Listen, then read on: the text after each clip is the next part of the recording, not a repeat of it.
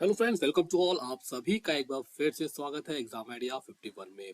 दोस्तों, आज हम बात करने वाले हैं यूपी ट्रिपल एस सी पेट 2023 से रिलेटेड जीके और जीएस के इंपॉर्टेंट एमसीक्यूज क्वेश्चन। जी हाँ दोस्तों, आज हम देखेंगे यहाँ पर कितनी आपकी तैयारी हो चुकी है। तो चलिए दोस्तों, हमारे साथ स्टार्ट करते हैं अपनी तैयारी के साथ। दोस्तों, यहाँ पर देखेंगे पहला जो क्वेश्चन यहाँ पर देखेंगे जो दे रहा है यहाँ पर तो कह रहा है दोस्तों, जहां पूर्वी घाट और पश्चिमी घाट मिलते हैं वहां निम्नलिखित में से कौन सी पहाड़ियां अवस्थित हैं। आपको बताना है दोस्तों, जहां पर पूर्वी घाट और पश्चिमी घाट मिलते हैं वहां पर निम्नलिखित में से कौन सी पहाड़ियां स्थित हैं। चार ऑप्शंस दोस्तों आपको दिए गए हैं। पहला ऑप्शन देखेंगे यहाँ पर दिया गया है अन्नामलाई पहाड़ियां, दूसरा है कार्डमम पहाड़ियां, तीसरा है नीलगिरी पहाड़ियां और चौथा है दोस्तों सेवराय पहाड़ियां। आपको बताना है दोस्तों इसका सही आंसर।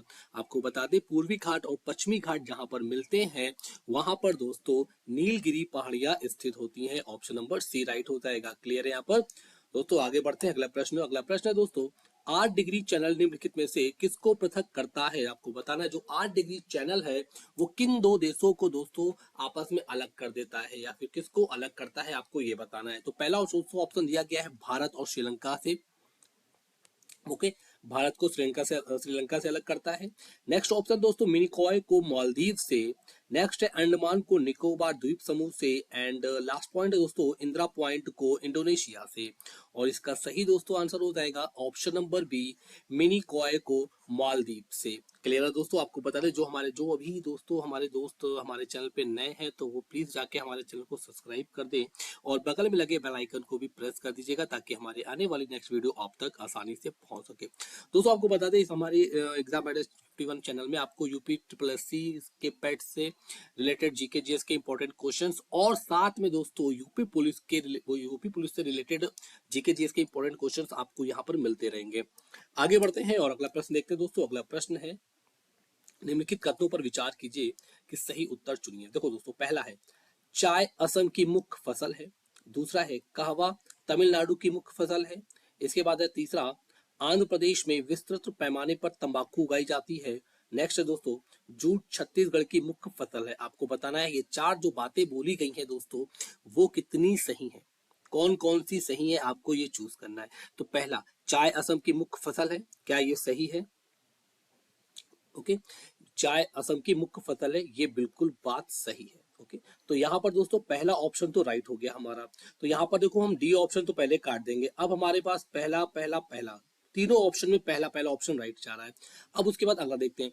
कहता है कि कहवा तमिलनाडु की मुख्य फसल है। कहवा तमिलनाडु की मुख्य फसल है, तो दोस्तों ये एकदम गलत हो जाएगा। कहवा तमिलनाडु की मुख्य फसल नहीं है। इसके बाद दोस्तों, आंध्र प्रदेश में विस्तृत पैमाने पर तंबाकू उगाई जाती है। तो जी हाँ दोस्तों, ये एकदम सही हो जाएगा। आंध्र प्रदेश में सबसे ज्यादा विस्तृत पैमाने पर तंबाकू उगाई जाती है। नेक्स्ट है जूट छत्तीसगढ़ की मुख्य फसल है दोस्तों, तो ये भी आंसर गलत हो जाएगा। देन हमारे दो राइट हो गए, 1 और 3। तो यहाँ देखेंगे 1 और 3 कहां पर है, ऑप्शन नंबर बी में है। तो इसका दोस्तों तीसरे क्वेश्चन का ऑप्शन नंबर बी राइट हो जाएगा। अगला प्रश्न कहता है, निम्नलिखित में से कौन चंबल घाटी योजना से संबंधित नहीं है। पहला, गांधी सागर, जवाहर सागर, गोविंद सागर, या फिर दोस्तों चौथा दिया है गोविंद पल्लभ पंत सागर। आपको बताना है कौन सा सही आंसर है। पहला और दूसरा, दूसरा और तीसरा, तीसरा और चौथा, पहला और चौथा। और दोस्तों आपको बता दें इसका सही आंसर दोस्तों हो जाएगा चंबल घाटी योजना से जो संबंधित नहीं है दोस्तों वो है आपके एक है गोविंद सागर और दोस्तों ये चौथा नंबर गोविंद पल्लभ पंत सागर। ओके, सागर। ये तीसरा और चौथा ये दोनों दोस्तों चंबल घाटी योजना से संबंधित नहीं है। देन हमारा देखेंगे आंसर जो जाएगा ऑप्शन नंबर सी राइट हो जाएगा। आगे बढ़ते हैं। अगला प्रश्न, किस राज्य में राष्ट्रीय उद्यान वैली ऑफ फ्लावर्स स्थित है। आपको बताएं दोस्तों किस राज्य में राष्ट्रीय उद्यान वैली ऑफ फ्लावर्स स्थित है। पहला ऑप्शन है उत्तराखंड, दूसरा ऑप्शन है जम्मू कश्मीर, तीसरा ऑप्शन है केरल, चौथा दोस्तों ऑप्शन दिया गया हिमाचल प्रदेश। और इसका सही आंसर हो जाएगा दोस्तों option number A, Uttarakhand. Clear है। चलिए आगे बढ़ते हैं, अगले प्रश्न देखते हैं। अगला प्रश्न दोस्तों कह रहा है, किस वाद ने संसद को मौलिक अधिकारों में संशोधन का अधिकार दिया। बताइए ऐसा कौन सा वाद हुआ था जिसने संसद को मौलिक अधिकारों में संशोधन का अधिकार दिया। तो पहला दोस्तों ऑप्शन है केशवानंद भारतीय वाद एंड राज नारायण बनाम इंदिरा गांधी वाद, लोक गोलकनाथ वाद या फिर दोस्तों सज्जन कुमार वादी।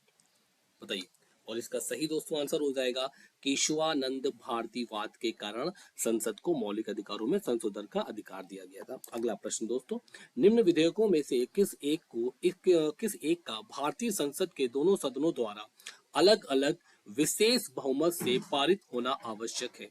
पहला साधारण विधेयक, दूसरा है दोस्तों धन विधेयक, तीसरा है वित्त विधेयक और चौथा है संविधान संशोधन विधेयक।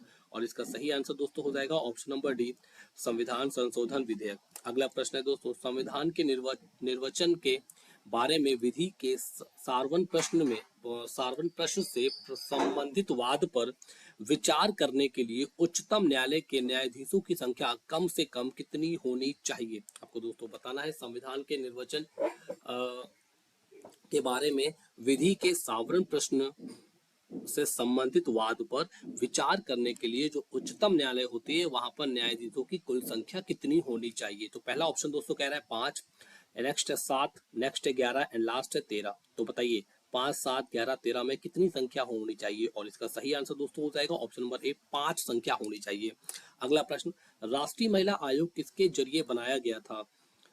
भारत के संविधान में संशोधन के जरिए, संघ के मंत्रिमंडल का निर्णय इसलिए बना था, एंड संसद द्वारा पारित अधिनियम के द्वारा, या फिर भारत के राष्ट्रपति का आदेश था इसलिए।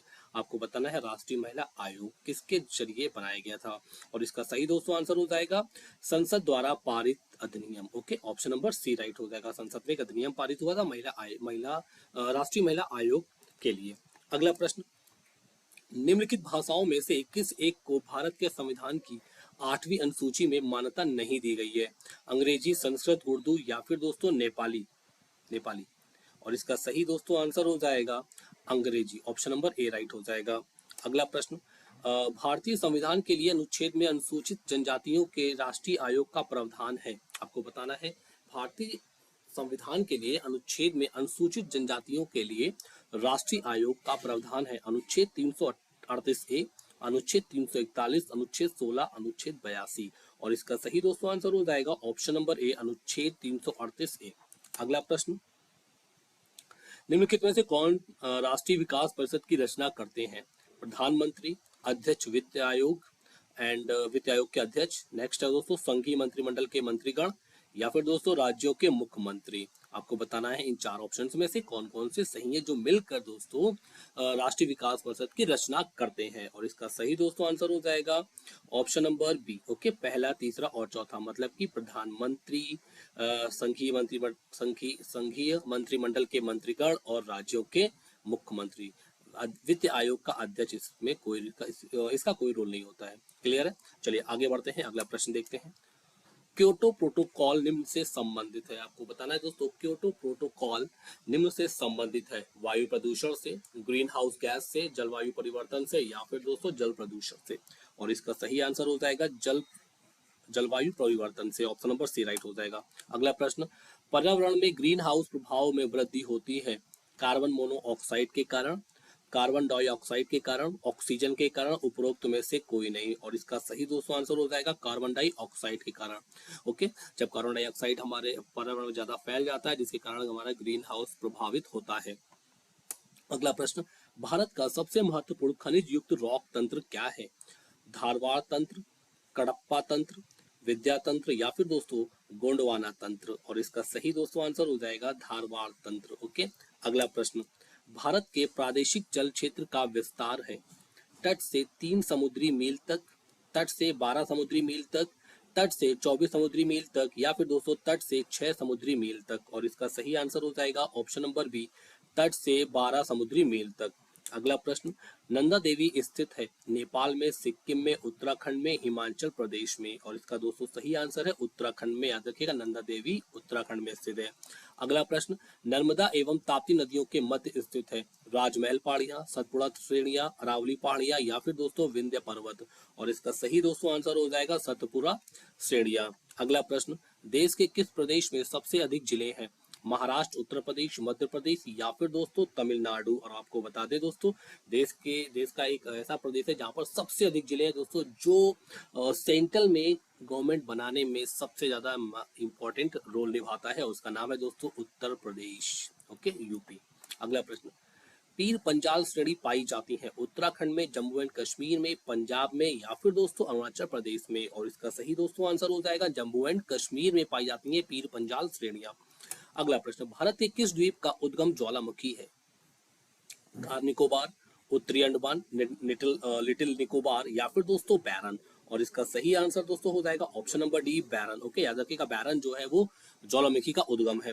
अगला प्रश्न, 10 डिग्री चैनल पृथक करता है अंडमान को निकोबार द्वीप से, अंडमान को म्यांमार से, लक्षद्वीप को मालदीव से, भारत को श्रीलंका से। और इसका दोस्तों सही आंसर हो जाएगा ऑप्शन नंबर ए 10 डिग्री जो चैनल दोस्तों है वो अंडमान को निकोबार द्वीप से पृथक करता है। अगला प्रश्न, रेगुर किसका नाम है?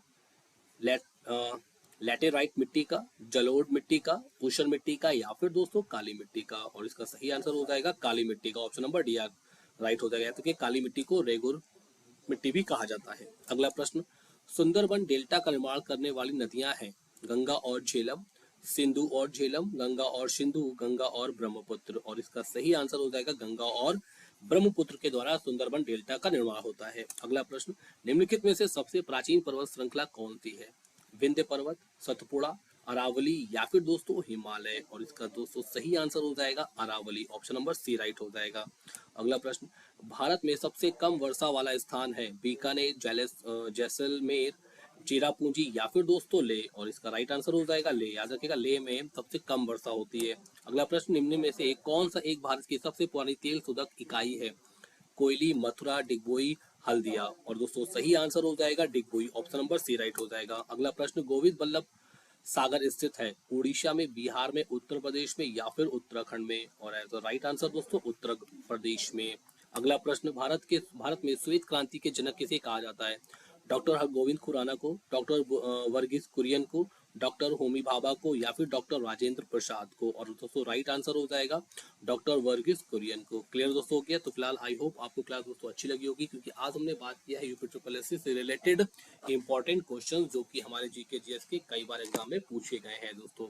आपको बताएं दोस्तों, जितने भी मैंने क्वेश्चन लिए हैं ये 2022 के यूपी ट्रिपल एससी पेट में पूछे गए थे। ओके, तो फिलहाल दोस्तों आज के लिए रखते हैं, मिलते हैं अगली क्लास में, तब तक के लिए थैंक यू।